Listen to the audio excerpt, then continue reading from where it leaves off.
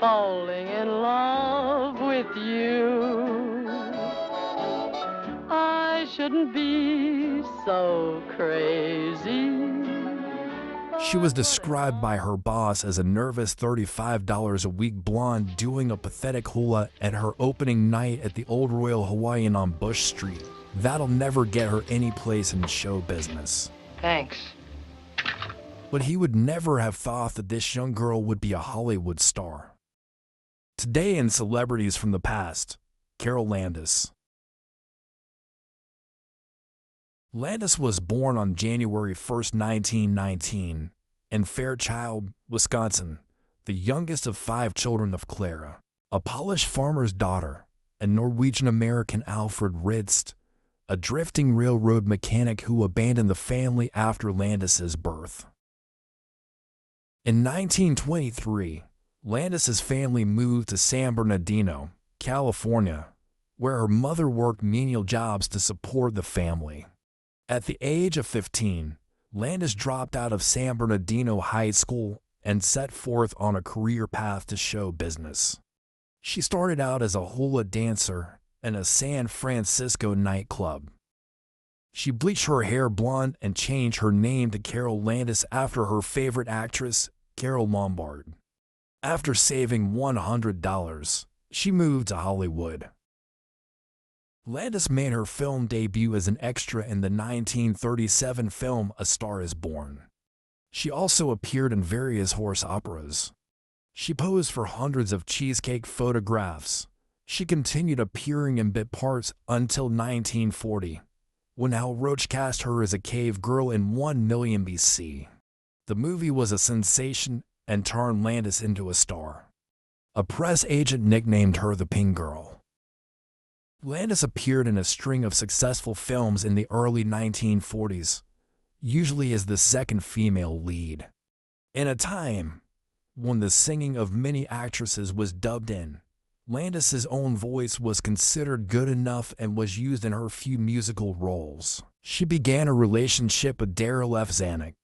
She had roles playing opposite fellow pinup girl Betty Grable in the musical Moon Over Miami and the crime drama I Wake Up Screaming, both in 1941.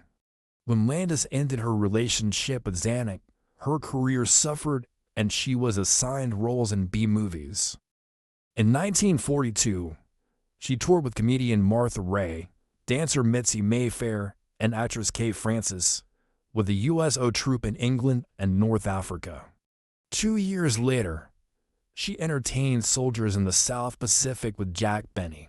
Benny later said that while many entertainers were reluctant to visit wounded men in camp hospitals, Landis made a point of spending time with them. Landis traveled more than 100,000 miles during the war and spent more time visiting troops than any other actress.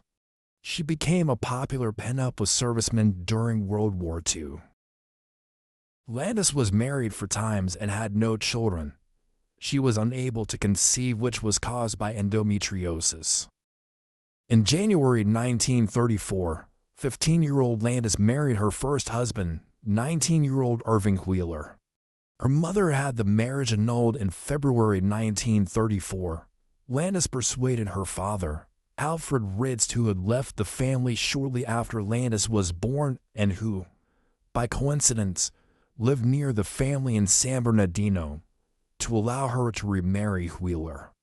He finally relented, and the two were remarried on August 25, 1934. After 3 weeks of marriage, Landis and Wheeler got into an argument and Landis walked out. Neither filed for divorce, and Landis began pursuing an acting career. In June 1939, Busby Berkeley proposed to Landis, but later broke it off. On July 4, 1940, she married yacht broker Willis Hunt Jr. in Las Vegas. Landis left Hunt after 2 months of marriage. They were divorced in November 1940. While touring Army camps in London in 1942, she met United States Army Air Forces Captain Thomas Wallace. They were married in January 1943, and the wedding received a 2-page photo spread in Life magazine. The couple separated in May 1945, and they divorced in July 1945.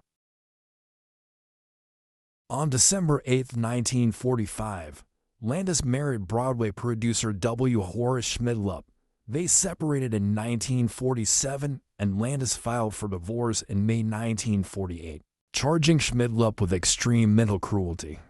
During her separation from Schmidlup, Landis began a relationship with actor Rex Harrison, who was then married to actress Lily Palmer.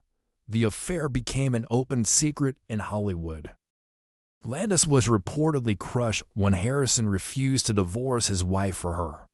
Unable to cope any longer, on July 5, 1948, she died by suicide in her Pacific Palisades home at 1465 Copry Drive by taking an overdose of Seconal. The next afternoon, Harrison and Landis's maid discovered her on the bathroom floor. At the end of her life, she made over 50 movies in only 11 years. Landis has a star on the Hollywood Walk of Fame at 1765 Vine Street.